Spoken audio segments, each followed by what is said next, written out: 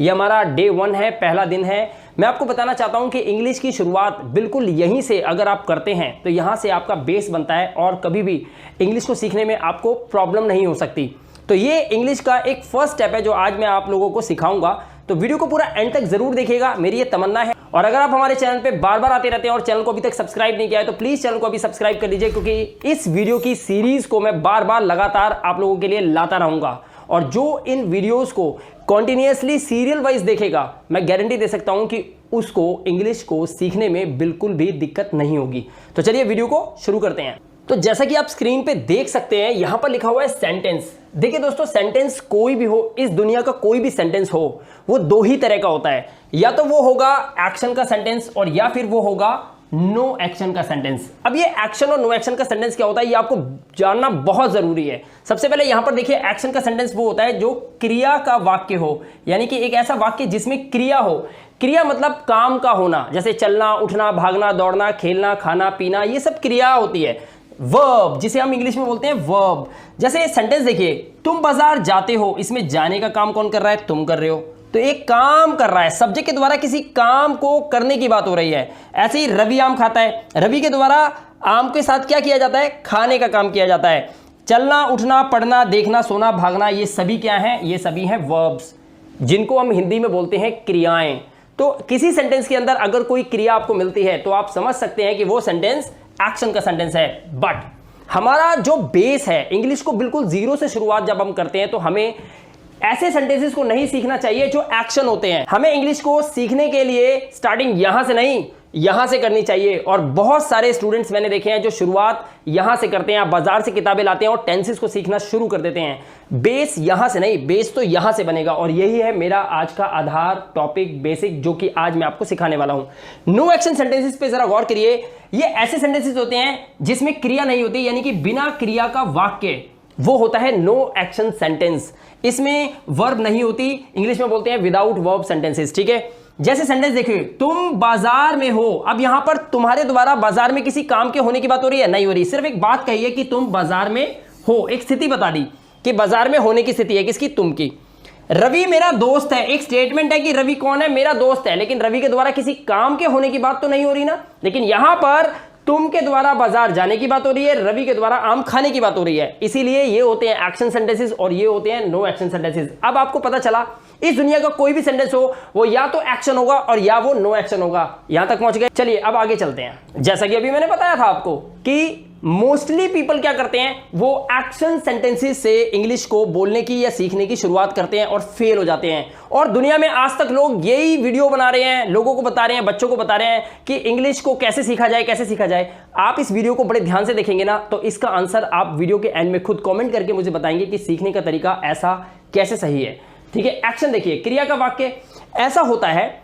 इस पूरे इंडिया में, पूरे वर्ल्ड में, जब भी आप किसी भाषा को, किसी लैंग्वेज को सीखते हो, ये जो वर्ल्ड है आप देख रहे हो ना, ये मैंने गोला बनाया है, ये एक वर्ल्ड है। ठीक है, इसमें जितने भी लोग इस वक्त इंग्लिश में बात कर रहे हैं, किसी भी भाषा में बात कर रहे हैं, तो वो 97% लोग हैं जो कि आप क्या कर रहे हो, तुम कहां सो रही हो, तुमने खाना खाया, उसने मुझे पढ़ाया, आप बच्चों को कहीं ले जा रहे हो, यानी कि चलना, पीना, खाना, उठना, यही बातें हर सेंटेंस में हो रही होती है। और हम जब किताब बाजार से खरीद के लाते हैं तो वहां भी चलना, उठना, भागना, दौड़ना होता है। और इसी वजह से हम इंग्लिश नहीं सीख पाते। 97% लोग सिर्फ क्रिया के वाक्य बोलते हैं। लेकिन एक बात आपको बता दूं, इस दुनिया में 3% ऐसे वाक्य होते हैं जो बिना क्रिया के वाक्य होते हैं, और जिसका जिक्र अक्सर इंग्लिश टीचर्स YouTube पर नहीं कर पाते और बच्चे वंचित रह जाते हैं इस नो एक्शन सेंटेंसेस से।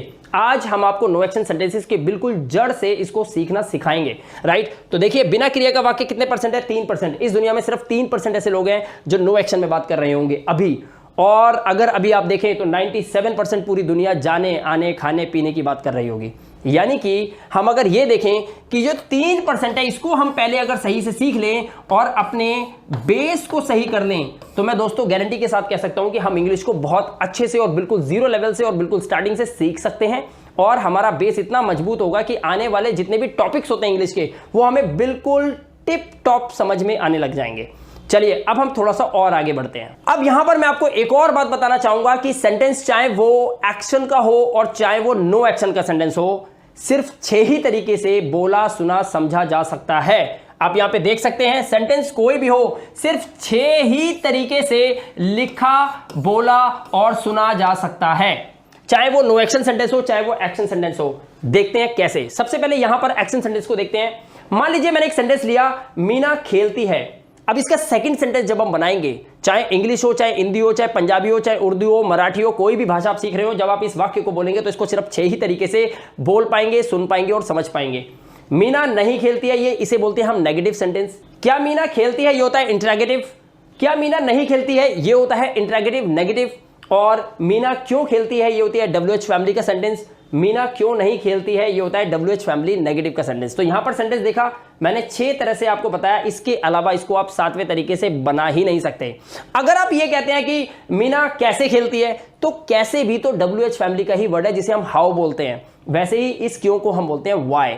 तो ग्रामर में छोटे मोटे चेंज होते रहते हैं, वर्ड्स के चेंज हो सकते हैं, लेकिन इस सेंटेंस के सिर्फ यही 6 टाइप बनेंगे। 7वां टाइप इस दुनिया में ना तो है ना आप ढूंढ पाओगे। सेम उसी तरह से यहां पर देखें, सेंटेंस है आप घर पर हो। सेकंड सेंटेंस बनाएंगे, इसमें नहीं लगाएंगे। थर्ड जब बनाएंगे तो आप इसमें क्या लगाओ। जब आप फोर्थ बनाओगे तो क्या लगाकर यहां पर नहीं लगाएंगे, तो बनेगा क्या आप घर पर नहीं हो। आप घर पर और हमने यहां लगाया क्यों, आप घर पर क्यों हो और आप घर पर क्यों नहीं हो। कहने का मतलब है अगर आप इस ढांचे को किसी भी सेंटेंस में लगा दोगे, वो सेंटेंस ऑटोमेटिकली 6 टाइप का बन जाएगा। फॉर एग्जाम्पल मैं बोलूं कि आप मेरे दोस्त हो। अब इस सेंटेंस को देखो, आप मेरे दोस्त हो, आप मेरे दोस्त नहीं हो।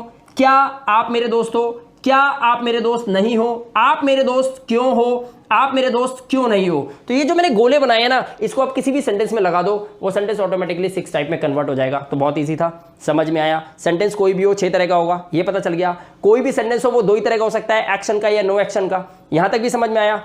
अब मैं बताता हूं कि सेंटेंस को इंग्लिश में बनाने से पहले, इंग्लिश में कन्वर्ट करने के लिए, या फिर किसी हिंदी के वाक्य को इंग्लिश में ट्रांसलेट करने से पहले आपको किन किन बातों का खास ध्यान रखना चाहिए। हालांकि हम एक्शन सेंटेंसेस की वीडियो जरूर बनाएंगे और आपको जरूर सिखाएंगे, लेकिन सबसे पहले हम नो एक्शन सेंटेंसेस को पूरा करेंगे, जिसे बोलते हैं बिना क्रिया के वाक्य को। लेकिन सेंटेंस को इंग्लिश में कन्वर्ट करने से पहले इस बेस को आप समझ गए ना, तो समझ लीजिए आज आपके ये जो मिनट आपने मेरी वीडियो को देखने में लगाया ना, समझ लो आपके ये वसूल हो गए। क्या सीखना है आपको, ध्यान से देखिए। नो एक्शन के अंदर आपको यह समझना चाहिए कि एक वाक्य में क्या क्या होता है। मम्मी चाय बनाती है ना, कभी चावल बनाती है ना, तो क्या बोलते हैं, आज क्या बनाए, आज बनी है घिया, या आज बनी है लौकी, या आज बने है कद्दू।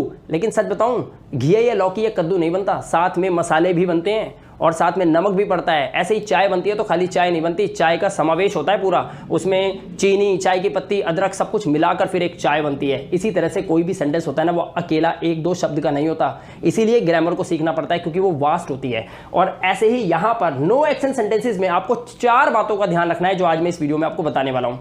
कोई भी सेंटेंस हो उसमें एक सब्जेक्ट जरूर होगा, लेकिन आप कैसे पहचानोगे। देखिए, अगर आप बिल्कुल शुरुआत से इंग्लिश को सीख रहे हैं तो आप इसको वीडियो को बहुत ध्यान से आपको देखना चाहिए। सब्जेक्ट की पहचान क्या होती है, किसी नाम यानी कि किसी का नाम होगा या जिसके बारे में बात हो उसे हम बोलते हैं सब्जेक्ट, वो वाक्य का सब्जेक्ट होता है। दूसरा होता है टाइम ऑफ वर्ड्स, जैसे है, हूं, हो, था, थे, थी, होगा, होगी, होंगे। अगर किसी सेंटेंस के लास्ट में हो तो आप उससे पता लगा लेते हो कि सेंटेंस प्रेजेंट का है, पास्ट का है या फ्यूचर का है। एग्जांपल मैं अभी आपको सब दूंगा, बिल्कुल ध्यान से वीडियो को देखिए। उसके बाद ऑब्जेक्ट। अब ऑब्जेक्ट क्या होता है, सब्जेक्ट जब कोई क्रिया करता है तो क्रिया किस पर कर रहा है, वो ऑब्जेक्ट होता है। लेकिन यहां हम बात कर रहे हैं नो एक्शन की, लेकिन नो एक्शन में भी ऑब्जेक्ट होता है और उसको पहचानने का तरीका क्या होता है